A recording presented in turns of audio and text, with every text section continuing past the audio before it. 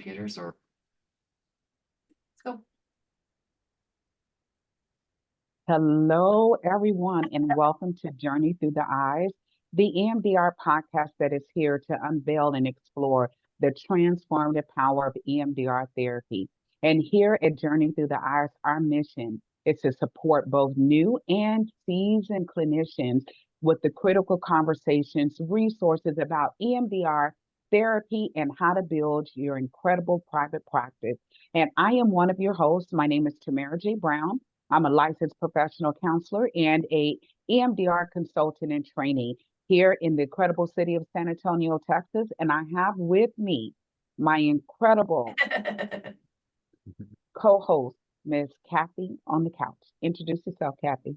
I love the pause. I'm Kathy Couch, therapist with the last name Couch. It's so funny. It was one of my highlights of my wedding. I am here in Twin Falls, Idaho. I have a private practice where I treat patients and couples, and then I have a business, Rewired 360. So we train EMDR therapists, and we have consultants that we train to work with that modality. I'm a consultant and trainer with the EMDR International Association. I'm a mom of twins. I do it all. So we have today Michael Wolsten. I'll do a brief introduction. I met or saw Michael at the Idaho Summit, which is a business summit here in Twin Falls, Idaho. We're lucky to have him here today. He was a fabulous speaker, so I reached out to him and just invited him here to our podcast. He's also in Idaho, which I love. We represent Idaho. And so I'm just going to turn over the time briefly so he can introduce himself and tell us a little bit about his practice. Yeah, thank you so much for having me, guys. Will be really fun. And yeah, I represent Idaho. You're the bottom part. I'm at the top part. I'm about 2 hours south of the Canadian border. And yeah, just a little bit about me. I've been in the leadership and business building space for over 20 years, and I'll get to share a little bit more about that. But what I just love doing is helping service-based businesses help transform their teams, their culture, and really help them create award-winning teams. Because to me, when you have the right people in the right places at the right time, and then you have the right structure and the right frameworks to make that happen, any business, especially in the important work that you guys are doing, especially in your field with with EMDR, I think is so important and critical. So you got to have the right team around you. So we're going to talk a little bit more about that today, some ways to help. But yeah, I've been up here in North Idaho, been in Idaho, a native, I guess, since the early 2000s. And I have 3 teenage boys, so our grocery budget is ridiculous. And I'm pretty sure we're going to Costco later, probably after this podcast, to get some more food. So that's a little bit about me. Well, I have twin boys, and they're 4 now, so I've been dreading that. The Costco run, I'm, the dirty sock room and, all the things. Yeah. So I have a daughter, she's 7, they're 4. So we have Mhm. boys. And so I thought we're going to have 2 of them at the same time. And so we're super thrilled that you accepted our invitation, and we're so happy to have you. So I'm just going to kind of just set this up a little bit for us, Michael. As you were coming in, you had some really good, amazing stories. I really am attracted to leadership. So at Rewired 360, we train clinicians to be clinicians in a practice called EMDR therapy that changes the brain from basically it was based out of trauma. Tamera, you can jump in here, but so we work them through an EMDR certification program, but then the second part is an EMDR consultant and then training business. And so as therapists, we don't have really knowledge from our educational perspective on how to open a private practice. We totally should have it in graduate school. And so Tamera and I have been just banding together and supporting each other on those business related skills. And so what you had brought to the table about leadership and the team building is so important because I think as far as therapists, sometimes we may have an advantage on trying to engage teams and communities, but I know I've worked for companies that have not had positive culture, even in the therapy industry. So I'm really looking forward to what you have to say about the leadership in businesses in general. We're all worked in some kind of agency. If we're not the leader, we're still working within that. And so seeking, ways that we can promote the culture there is just super important. Tamera, do you have anything else to add that you'd like to know? I have a juicy question All right, because here we I go. just, even just starting and meeting you, Michael, I'm really excited. Just your presence, right, carries a passion. Like you can just feel it for you that this is something you're really passionate about. Can you help us to, can you define what leadership is from a healthy and or can I say, what can you define healthy and effective, what that is for us, like in today's time? Effective, what that Yeah, is great for us, question. like in today's time. Yeah, you're going to the right to the heart of it. I love it. Really, for me, the definition of leadership, and I can share a little bit of my story because it's taken me a little while to figure it out. I definitely don't have it all figured out. Definitely have some bruises and some scars along the way. But really, for me, leadership is honoring the commitments that I make to myself and others, and it has to start with me first. So a lot of times as leaders, it's really challenging to get, and it's really easy too, especially if you're running a business and you're serving people and you're doing all these great things, right? Well, what are the commitments that I'm going to make to myself? And you guys have such a strong passion for the mental health space and really helping through trauma and all those types of things. So I'm not telling you guys anything you don't know, but especially for leaders and as business owners, we have to start with us first, and we have to make sure, number one, am I honoring the commitments to myself that I'm making every single day, even the little stuff, right? That might be things that I'm doing in my business. It might be things that I'm doing with my family. I might be doing things to take care of myself. That's one of the biggest issues I see with leaders. Doesn't matter the size of the organization. You could be a solopreneur. You could have a couple people working with you or for you on your team. You could be leading hundreds of people. It's the number one thing that I see is really having a hard time honoring the commitments that I make to myself in those really critical areas. And then once I do that, and as I grow in that area is, in those areas specifically, then now I have room and actual capacity to honor the commitments I'm making to other people. Right. And that's one, when we don't do that, we kind of feel out of balance. We might feel out of integrity. We might feel like things feel off kilter because we're not spending the time that we want to be spending on the relationships, on the focus on our business, on whatever it could be for us.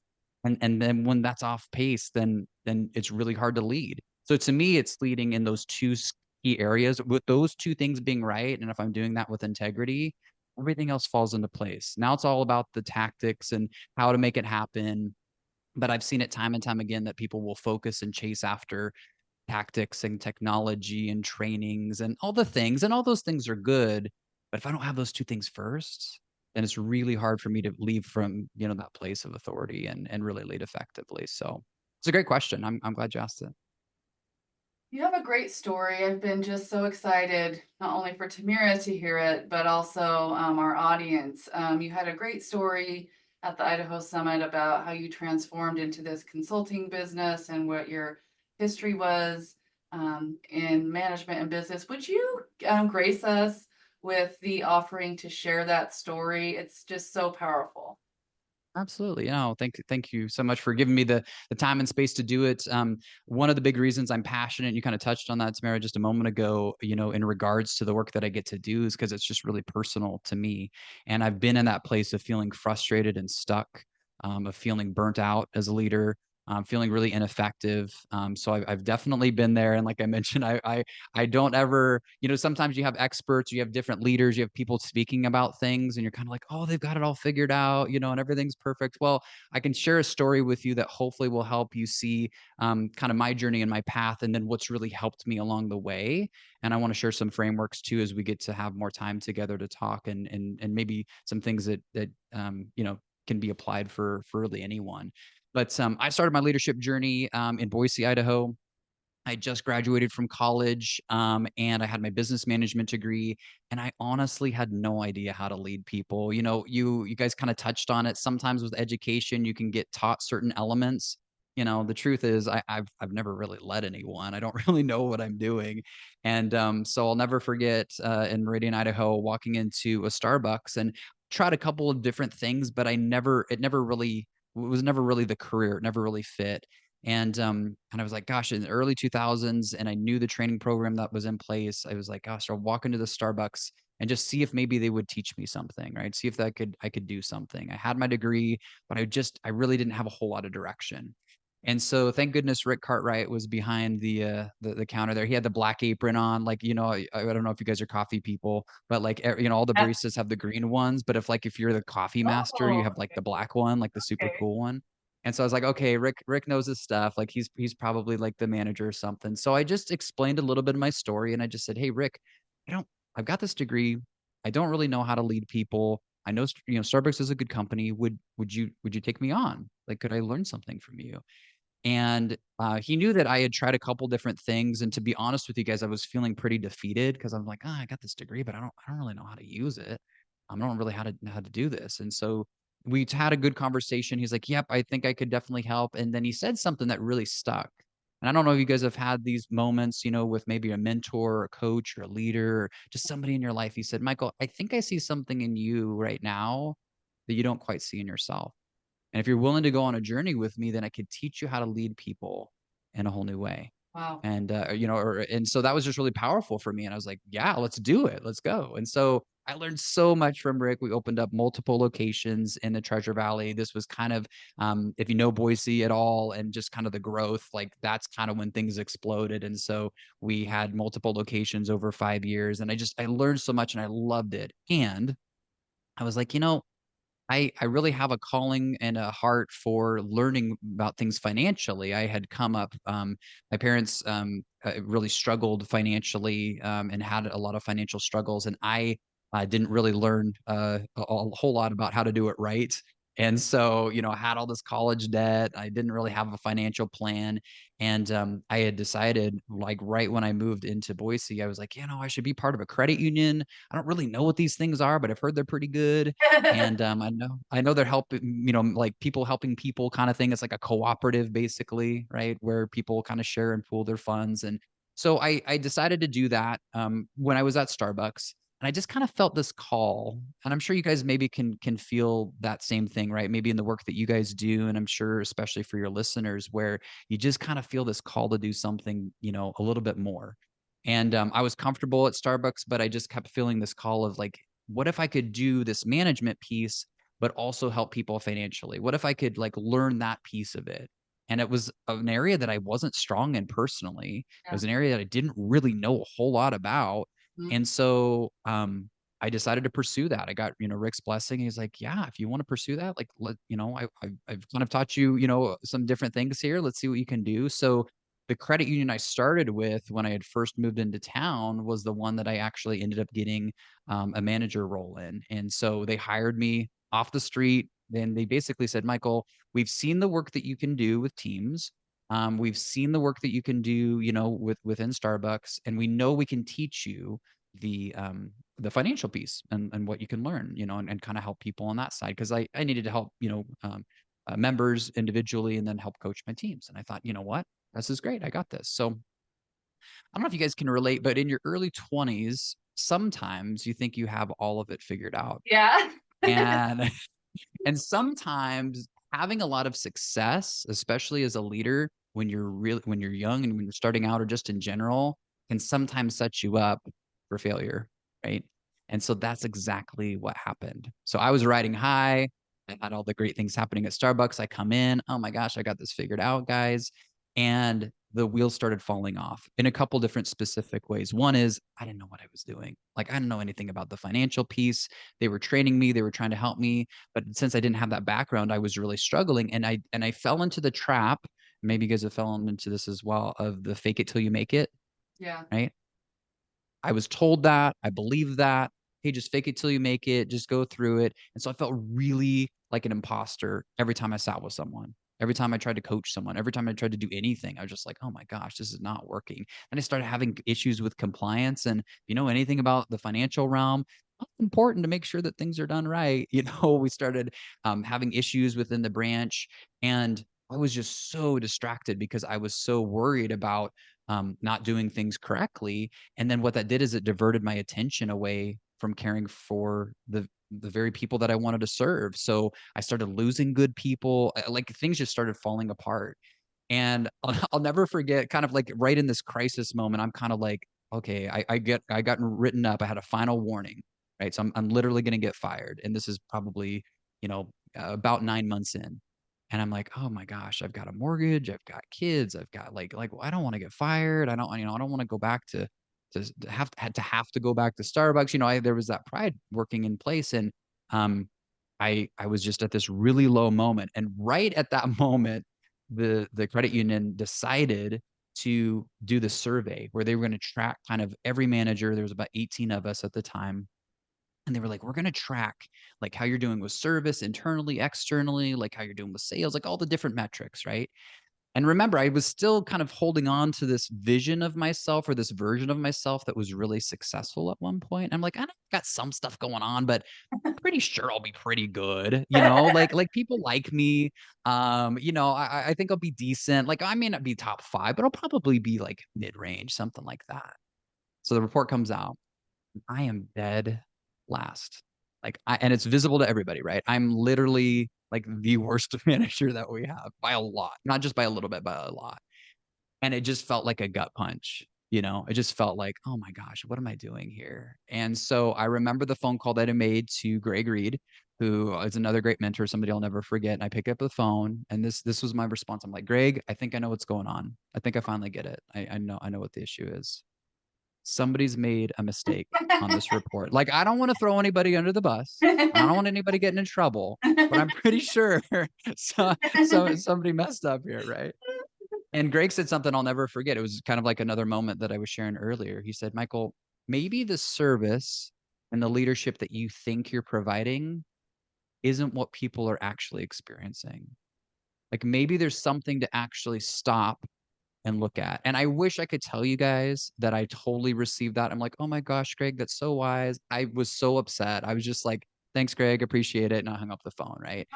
And again, I don't know if you guys have had different seasons of your life. Maybe it's Yeah, professionally, maybe yeah. it's like, family, whatever it is, but you're kind of just in the storm. And I just didn't sleep for a couple nights.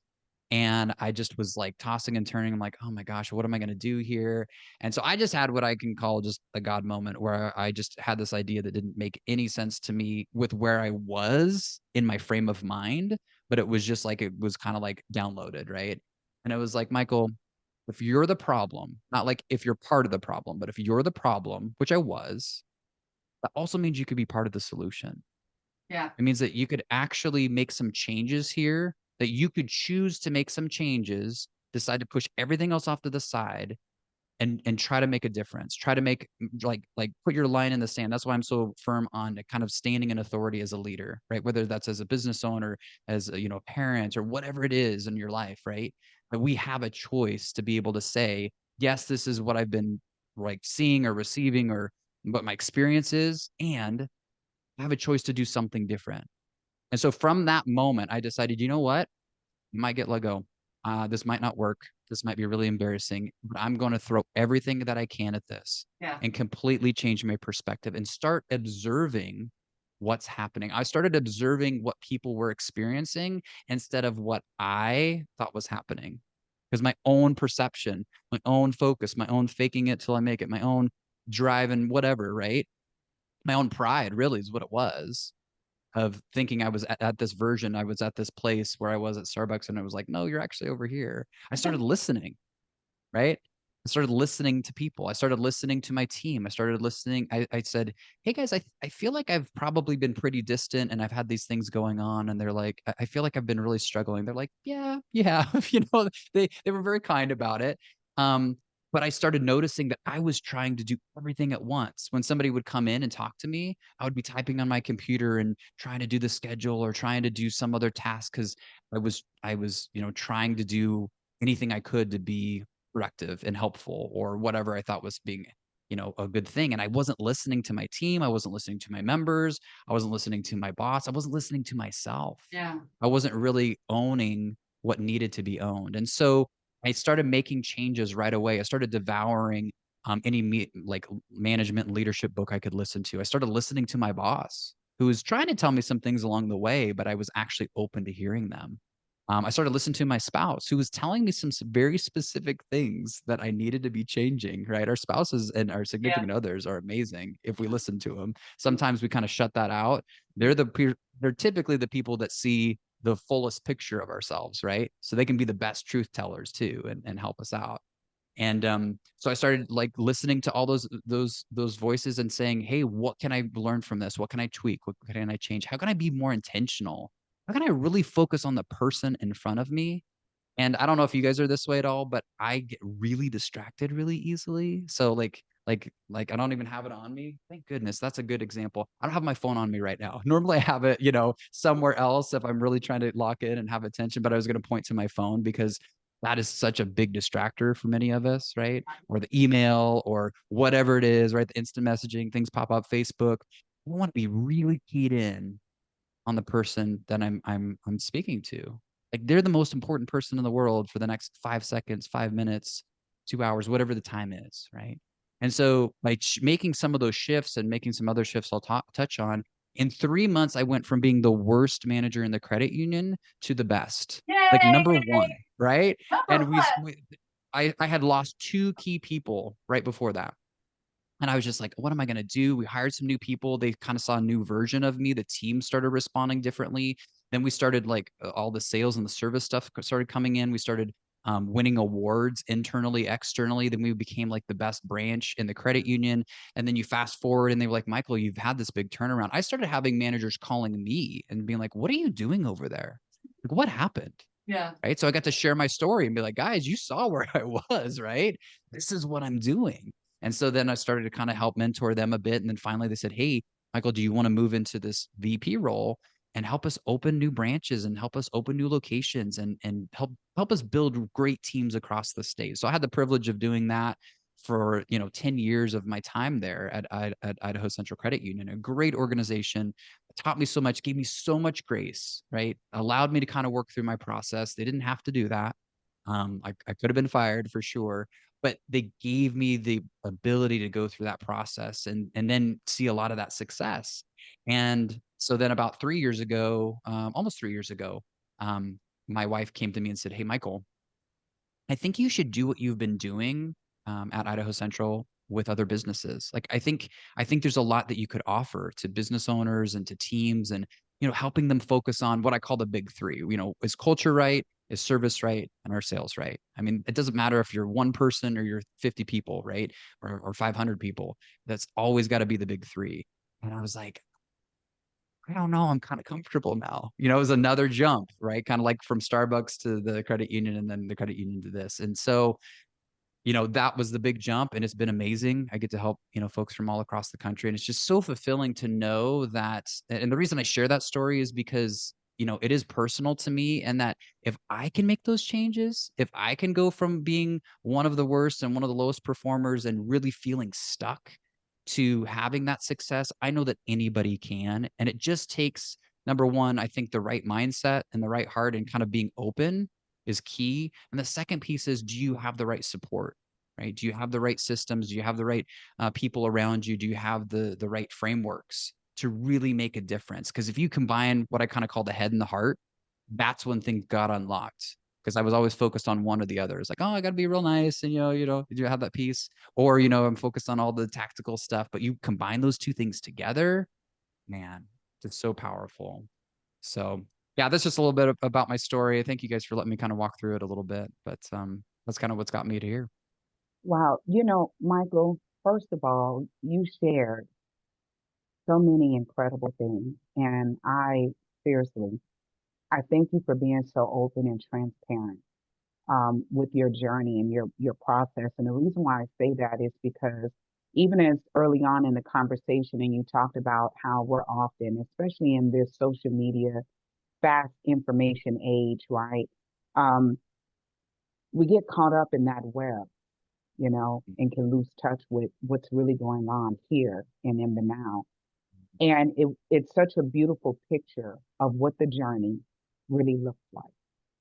And I think that we need, as Kathy has given me once before, we need one to come to Jesus. Come here, let's have this real talk Yeah. about what your healing, your growth in your transformation process looks like. And it does look like that combination of failure. And a lot of people don't like that F word. They want to avoid it like it's the plague. And what I'm learning as a therapist and then as a person who went through grad school, as Kathy had talked about, but didn't have the leadership or the business building information provided, right? That failure is a part of the process and can be one of the greatest master teachers for us if we let it, right?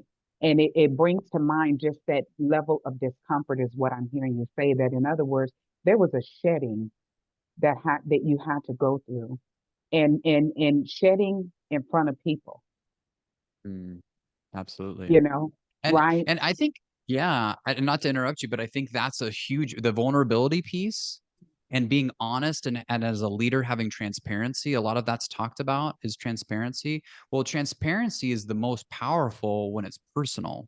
Transparency is the most powerful when people say, wait a second, you're changing here. And why did you change? Well, this is why I changed, and this is who I changed for. Right. To your point. Mhm. And that, like you mentioned, that shedding, that changing, sometimes it can kind of be private, or it's like, hey, I jumped to a new role or do a new thing or whatever it might be. And it doesn't really, you don't get to see the full story. And that's why I share my story, not to brag about anything. I mean, I've been so blessed, and I feel like there's been so much growth that has been able to happen because of the help of so many great people. And if what I share can help inspire someone else to say, like you said, there's a ceiling. I feel stuck. I feel like I'm only at this place, but I know that there's another place to go. How do I get there? Right. It can just be really powerful. So I have a question here. Now that you've been doing this about 3 years, you've had some personal experience. How has that been for you? You know, leaving Idaho Central, opening your own consulting business. First, I have two questions. How do you compare and contrast those experiences? And then how do you, when you're working with customers or clients, what are some of the most common areas that are just very simple fixes that you can that maybe you see as far as themes across those businesses that are some of the most common things that are easy to fix as far as those businesses? yeah. Yeah, great question. It's hard to compare. I was obviously working under a great organization, and then you jump out on your own. And as you guys can attest to, that's kind of scary. You're like, okay, I'm running this thing, and how does this gonna go, and where am I gonna get clients, and how's this all gonna work? And so they say this all this time, and so I'm not saying anything you guys don't know, but obviously your network and the people that you know and that you're connected with is the most valuable piece, right? Because you have people who know, like, and trust you. You have people who are able to refer other people to you, and growing that in a real authentic way, in a way that's really focused on how can I help support these other individuals, right? It might be through my service, but it might be, man, I've got these great people that I know, and I want to be a resource for them, right? I want to help support what they're doing, whether they're working at a business or they have their own business, whatever that is. I think that's critical, especially as you're running your own consulting, business. And that's just been so helpful for me. We now have 2 employees, and so I have a team, which is great. I was like, I want to build back a team because I love working with teams. And so it's myself and 2 others on our team. And we've seen, the first year, there's always a little bit rocky and you're kind of figuring things out. And then we doubled the next year, and then we've doubled again. And so the goal with that, and the reason I think that's so has been able to happen, is we've been focused on a couple of key things. And if you're okay, I'd like to just share a couple of things that I think for any consultant, for any Yes, business, for yes, anybody, these are things that have helped me personally. But when I talk to businesses, this is what is really impactful. beautiful. The first one is having a mission statement and something that moves your head and heart.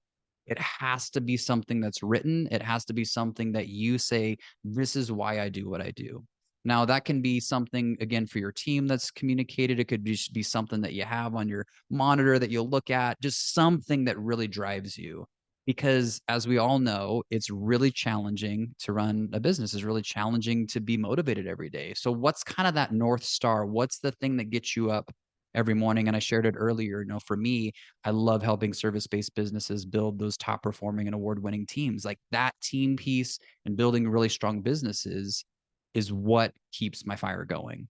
And That is really, really important. And sometimes people have that, which is amazing. But if you don't, I really recommend having folks spend just a little bit of time and brainstorm that and workshop it and worksmith it. I've even had folks run stuff through ChatGPT to give them some ideas if they need it, right? Don't steal it all from ChatGPT, but like kind of like brainstorm a little Use bit this that way. flowing, And then yeah. have something that you feel really passionate about that you can really deliver. When people ask you what you do, it's this, right? And then you're able to share that. So that would be number one. Number two is having an actual business plan, or, for bigger teams, I call them strategic plans. But if you don't have a roadmap of knowing where you're going and you're growing, and I'll share 5 key areas with you guys, again, that have been so helpful for me. If I don't know what the North Star is and what I'm kind of like plotting towards over the next 3 years with my business, it's really easy to get focused on the tactics. And well, I'll just try this and I'll see if this helps me grow, or I'll try this and see if that helps us with what we're trying to do, right? Instead of, oh, here's what I'm focused on. And so with that, the 5 steps, and again, I have some frameworks and I love helping folks with this, but I'll just share a little bit. The first one is culture. And so that is your own internal culture. Like, what do you believe? A great way to kind of help define this is, what are things that you will always do in your business? And what are some things that you're never going to do in your business? It really helps kind of line it out and define that out a little bit. The second one is service, right? What do you want to be known for service? A lot of times people are maybe in the same space. I'm in a consulting space in leadership and in strategic planning. Like, there are lots of great people who are doing what I'm doing, right? So how am I different? What do I want to do? How do I want to be known? And again, kind of reflecting, like I was focusing on earlier, what are people experiencing from me? And what do I want them to experience more of? Right. So that's a great question to ask, especially if you have a team, and you have folks that you're supporting and working with. So it would be culture, service, and then when those two are solid, then growth happens. People a lot of times focus on growth at the very beginning. They're paying for leads, they're paying for whatever, they're paying for the super awesome funnel system, whatever. Those things aren't bad, but those are typically things that need to happen after you have those first two set. And people kind of view some of those programs and those things as magic bullets. I've just never seen them work without the first two set in place, because then you can kind of sustainably grow. And then you're like, well, how do I want to grow? What is my goal? What kind of appointments do I want to have? What kind of and I call them, appointments that are like really intentional. And that might look like somebody that I'm meeting with. For me personally, I have a goal of, I want to have like 10 solid appointments. This isn't appointments of like people who are paying me for my service, but I want to have 10 solid appointments every week with people. And those could be quick little check-ins. It could be somebody who could use service. It could be grabbing coffee with someone, like whatever it is. I want to intentionally put some of that time in so that I'm building my network. I'm building my relationships. I'm kind of fostering that growth so that it's kind of like continually sowing seeds. Right. And then the last two are just the financial piece. Where do I want to be financially? Where am I at right now? What are having goals? And I think it's 3% of the population has written goals, written like plans, right? So 3%. And then of that 3%, about 2% actually like follow through with them, right? And it's because sometimes kind of feels like a New Year's resolution. So it's kind of hard. But I really challenge people to have a written plan. It's kind of like if you're using Google Maps on your phone, but you don't have location services turned on, you don't know where you're starting, and you don't know where you're going. Right. And that unfortunately happens a lot with businesses. And that's why a lot of times things can just go different directions, or people can feel like they're playing whack-a-mole or just trying different things to really help them grow sustainably. Or they feel like it's a roller coaster where it's like, oh my gosh, things are great. Oh, things are down. So for sanity and for like clarity, focusing on those four. And then the last one is the systems. That's where you get to build out and say, okay, we've done the culture piece. We're focused, have that set. We have service that's great. We're growing. We're doing things financially. Now, what are the systems? What are what's the CRM? What's the technology? What's the stuff to help us? What's my email marketing piece? Those things a lot of times get pushed at the very beginning. We spend all this time and energy focusing on the tech stuff, which I hate all the tech stuff, to be honest with you. I have other people who help me with that because it's an energy sucker for me.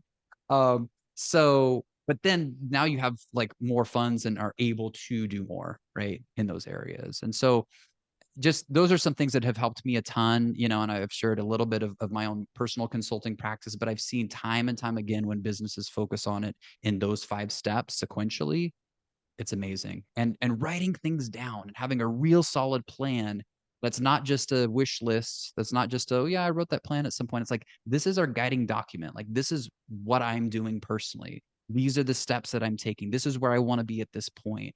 I think is really powerful as well. Wow, I love what you shared because, for us as well, therapists in general, more specifically as EMDR therapists or consultants, right? Those of us who are on that path. I know for myself, and I'm sure that there's others out there, we don't get told this information. We don't actually recognize that we're leading. Right. And one of the things I think that you blew a very fresh wind in, I know for me and hopefully others that come across this podcast, is how we matter and how the whole leadership process dynamic, that number one, it's not a destination we're arriving to, it's a whole journey, and it starts with us. And Absolutely. whether we're at home, family, what have you, you're leading. And if you're not leading anybody, you're leading you. And where are Right. you taking you, right? And strengthening that commitment. And I think that probably Kathy would attest that there were things that we've decided to do to move out of just performing and doing the work, right, of being a therapist, but actually honing in on our journey and taking time to do some work and work on areas to strengthen our own commitments. Because if I'm breaking my own commitment, if I'm starting and stopping, it's going to show up. And that's what I'm noticing in what you're sharing, whether it's the mindset stuff when we're thinking we're not enough, we can't wing the journey, right? And I thank you for sharing that because on one hand, I know it could probably be scary, but this is the pathway of saying that I'm not here to just move through life, but I'm here to grow, to be, and to experience. And I got to give myself permission, to let go of old versions of me and step into a new skin, which we know, right? People try to make that, Michael. They try to Yep. make it look like it's all Yep. Yep. unicorns and glitter and Yep. trophies, but it really is a very It's not. powerful but uncomfortable process. And so I'm hoping that in the takeaways of what you're sharing with us, that we get those nuggets. Start with yourself and do Mm. that work and ask yourself the why. I put a quote on my Facebook today about the mission because I was so leaning into why am I here and what am I here to do? And like you say, drawing that line and saying, I'm standing in it. So I just Yeah. think that what you're sharing is incredible and giving us just those wisdom nuggets that we can take away and begin to intentionally. And I hope we're here. Let me say this real quick. Mhm. I hope we are listening that you have to put your pen to the paper Mm. and intentionally write it out, right? Absolutely. Yeah, Yeah. Tamara had a question about this, this training or that training, and I just said to her the other day, Tamara, what's your mission? What is your mission? And I think as therapists, we have a lot of trainings we do. We love education, we love Mhm. people, we're all into it, but just that level of like, what is my mission? And so I Mhm. think really having that clear for ourselves, but like writing it down is so important. And I love what you said about these building processes before systems, this culture. So for myself at Rewired 360, the university program, it's like a culture of we've got you. You'll be able to travel through the cohort program together. And we have that culture set in of like, we've got you, work in community. We're doing this together. You don't have to do it alone. And so I Yeah. think there's a lot of loneliness out there sometimes. So we're taking clinicians and into consultants. I have clinicians that are EMDR certified there and they go into the consulting program and they're trying to teach other people EMDR. And I said, where do you want to go? What do you want this to look like? Do you want to be a trainer? Do you want to work with people individually? And everyone has a different mission. And I Mhm. can't tell you how many blank stares I get at that, right? It's like, no, Right. know your mission, know what you had referred to as your North Star, and beginning to have that goal of like, this is what I want to do. I want this many sessions, or I want to work at an EMDR training, or I want to host an EMDR training. And shifting that mindset from providing the service to guiding the service, right? In that consultant role. I have a question for you about your vision of being a consultant. Could you share just overall as a consultant, what is your mission as a consultant? Maybe the other therapists that are looking at this idea of being a consultant could glean some insight from. What's your, flavor there? Yeah, exactly. Yeah, I love that. Because I kind of shared a little bit about the why of what I do, or kind of the how a little bit. But I love equipping and empower leaders to go above and beyond what they think is even possible, right? When it really get down to it. Because what I love is, and you guys, you just touched on it. Both of you guys did a really great job of that. We can see that sometimes outside of ourselves much more easily than we can see it inside of ourselves, right? You can probably think of people where you're like, oh my gosh, man, if they just made this little tweak, if they just did this, if they just did this, right? This would totally open up for them. And so, as I'm sure, especially as therapists, you guys are helping other people, right? And doing that. Well, what does that look like for me, right? What's the one thing that I'm really scared to do? What's the one thing that could really make a big, like the biggest leverage for me? And I think intuitively, a lot of times we know it, but we get kind of scared about, oh, I got to commit to that. What is this going to look like? For me personally, like health has been a big journey. I think I maybe shared this from the stage as well. I grew up morbidly obese and just had a very unhealthy lifestyle with food, had a very bad relationship with food. And it wasn't until I was in my late 20s that I started on a health journey, mostly because I wanted to keep up with my young boys who I couldn't even like chase and do tag with. Right. So I was just like, this isn't going to work. I got to do something here. And so my wife was like, yeah, you do this and this. And I tried the super extreme stuff, right? You try the P90X 5000, whatever, all the different things. And, whatever the program is, right? And you spend the money. And so then I was like, what if I just walked briskly for half a block? Could I do that? Could I do that? And what if I kind of viewed this more of as a process? And so I went from, and I was winded, guys. Like I was not in a good place and I didn't eat very well. My wife started changing and she's amazing. Such a great support, has helped me have a different relationship with food and see food as fuel, and kind of helping me with that. Cause I'm an 80s kid, right? So it's TV dinners and Pop Yeah, Tarts and all the good stuff, right? yeah. So, so it's like moving away from that, seeing the nourishment that food can have, and then moving into, well, okay, if I went half a block, that was kind of hard. What if I did a full block? What if I kind of fast walk? I kind of look like those guys, who were doing the little fast walk thing or whatever. I kind of felt goofy. But I'm like, I'm walking around my neighborhood. I did a block and then I did 2 blocks and then I did 5 blocks and then I did 6 blocks. And then I started like lightly jogging. And then I was like, man, this feels kind of good. So over the course of honestly about 9 months, it wasn't fast, but it was like, could I do just a little bit more tomorrow? Would it be possible for me just to do a little bit more tomorrow? And I got to the point where I ended up doing half marathons because I just Wow. loved running. I was like, wait, this is really efficient for me. Wait a second. I could actually do this and feel good. And wait, I'm kind of, losing some weight here and feeling better. And so running's now incorporated into what I do. I don't do that as much, but it kind of was the catalyst. And the biggest thing for me was I saw the impact of what I was missing out on. And that's why I wanted to touch on the health piece. I think especially for counselor, you guys are doing the therapist piece. You guys, whether you're a consultant, you're a business owner, like whoever you are, like that health piece, mental health, physical health, all those different pieces, like that can drive some amazing results. That can allow us to break into that next barrier, right? Because I know how I feel when I've actually done something with physical activity and I'm like, oh man, I feel really good. Or when I'm at a healthier state, my mind is different.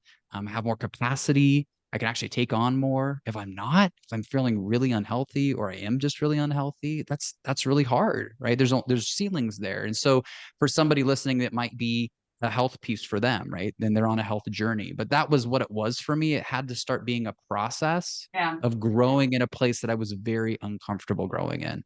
I didn't want to do that, and I was like, well, what's the why? What's the motivator? What's the mission?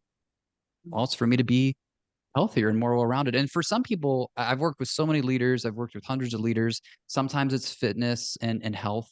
Sometimes it's family relationships, as you guys know. Sometimes it's the faith piece, right? Sometimes it's the finances, like whatever it can be personally.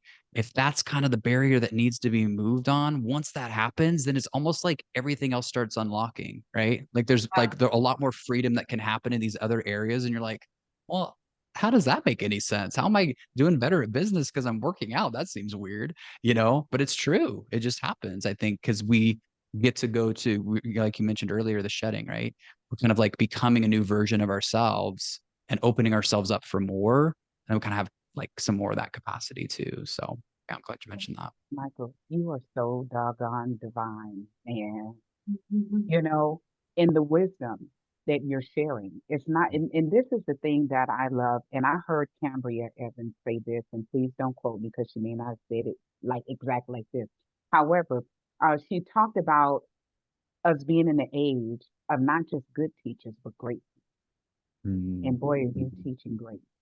Because a part of, my work and my personal mission is I want to see us as a global community, okay, um, live whole and feel well. Mm-hmm. And one of the primary ways, and I often share with my clients, I said, it's always in front of us, right? It's been in us. And if you went to public school, private school, they teach you the health class. And what you just told us is about that mind body connection.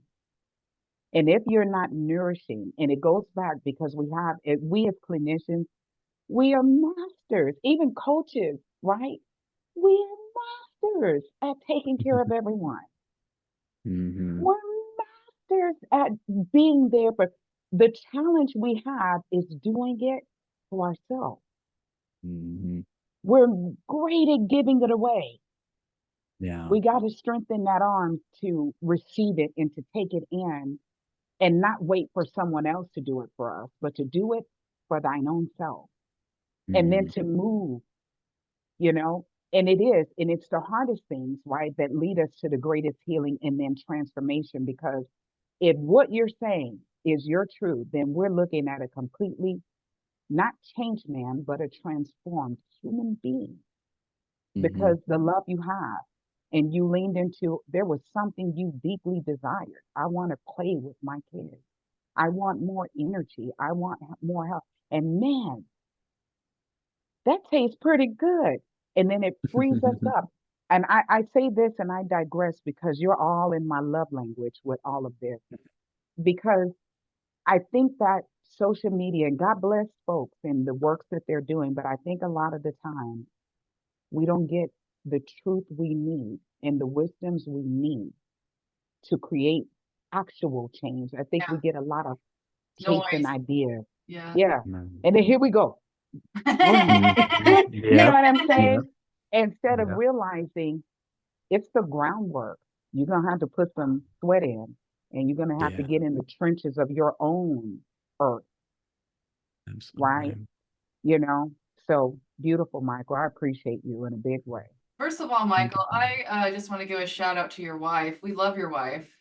Your wife has She's done amazing amazing. things for you. And so I'm so grateful that you guys have each other. I think it takes a good support, and to hear all those stories just is Yeah. really encouraging as a, couples counselor, a marriage therapist. It's just really good to hear a good, healthy, discourse. And so kudos to you for involving her in those pieces and giving her that honor. I just really just warms my heart there. So I wanted to ask you, I know you do consulting for businesses. Can you kind of walk us through when a business contacts you, what is your process with them? How do they experience what you do for them? And how does that generally look for someone maybe looking for your business, your new business? Yeah, absolutely. Thanks for asking. So, it's kind of two different silos. One is for folks who are at lead teams, right? And they have a team, whether it's, one, two, three people, or they're kind of that solopreneur, right? And they're building their business. I have a couple of folks that are in that lane as well. So what I do is I kind of start with the assessment piece, and I got to share this from the stage a little bit, but I have a 3-step process that's worked really well, called the ABCs, right? I always think of like the Jackson 5, the ABC, like that whole deal. So it's assess, build, and commit. And so the assessment piece is going through some of the things that we touched on. And like you mentioned, if it's just for you personally, where are you at? How are you leading? What are some of the areas that you're really strong in? What are some of your gap areas?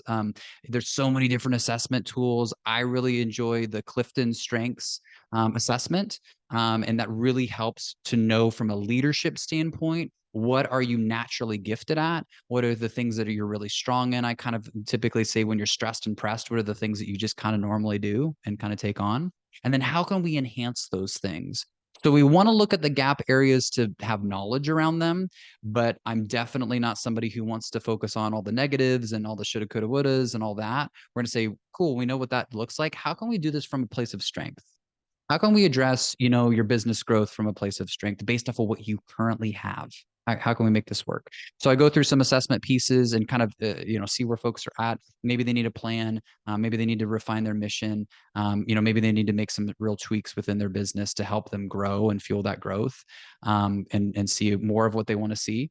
Or maybe there's some issues to tackle in different ways. So I really try to be prescriptive. I'm sure much like you guys do, right? About what's the actual need, not the program. Here's the 5-step program, but it's a framework. And so once we get to assess, then we can build and we can decide, okay, what are the commitments? Again, going back to my original answer, what are the commitments that I want to make to myself and others? And how can I honor that? And how can we start with some real concrete steps that are going to happen each week, each day, maybe even. And we're going to build on small successes. And as we build on those, then what I'm going to start doing is viewing my business, viewing what I'm doing from a place of victory. So now it's not a matter of, is this going to happen? Can I even do this? Am I even good enough? Am I going to, it's more like, oh no, this is going to happen within my business. This is going to happen at some point. All that I have now is I need to have a plan and I need to have time to have my process, right? So how are we going to plot this out? And sometimes that process is longer, sometimes there's setbacks, whatever it is. But I'm already starting from a really positive place, right? Because it's like, hey, cool. How's this all going to work out? Now I get to be creative with it, right? So we do that planning piece and we focus on, hey, over the next 3 months, what do you want to see in your business? What do you know it can happen? And even if we don't necessarily hit all your goals, this isn't oh, I failed and I'm not good enough and all that, or should have done whatever. We're going to set those to the side and we're going to focus on what you want to commit to, what you want to grow in, and how you can build on that. And a lot of times that's specific to the activities in somebody's business or how they're leading or what they're doing with their teams. I focus a lot on one-on-one time with folks if they're, focusing on the team pieces. I have a lot of different frameworks to help with conversations. A lot of times people have avoided maybe some harder conversations or things that need to happen within their business or with their clients or whatever it can be.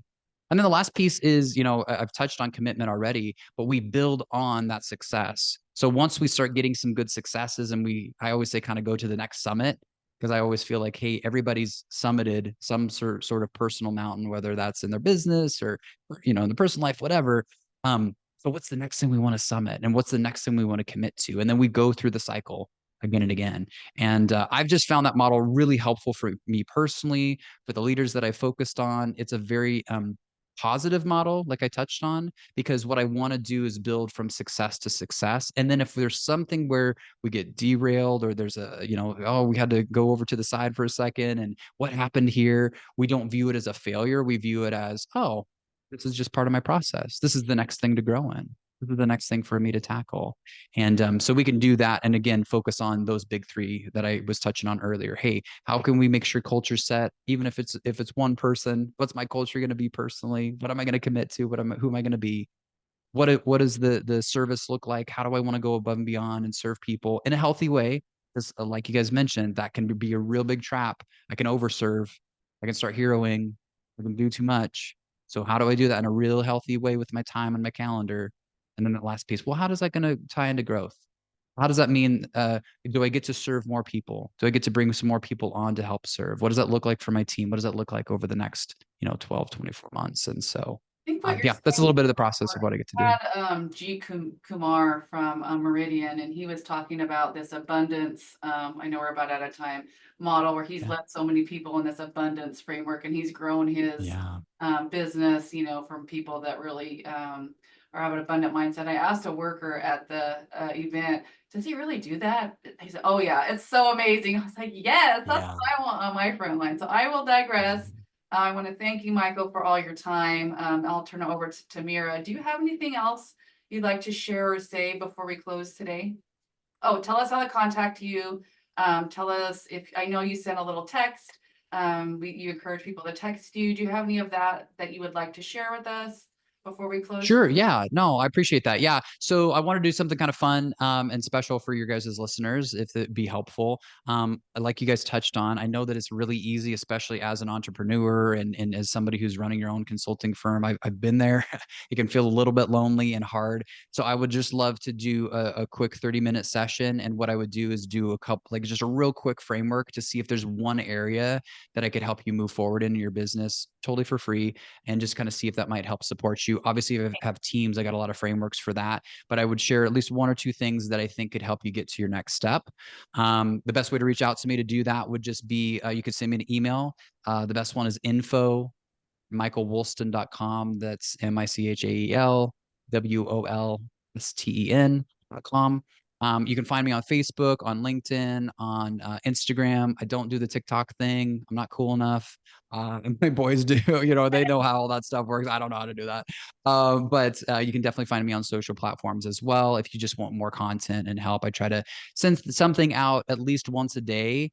And then I can also include you on my email list. I try to send out a couple emails every week that kind of specifically talk about some of these topics just to help focus on their journey. So.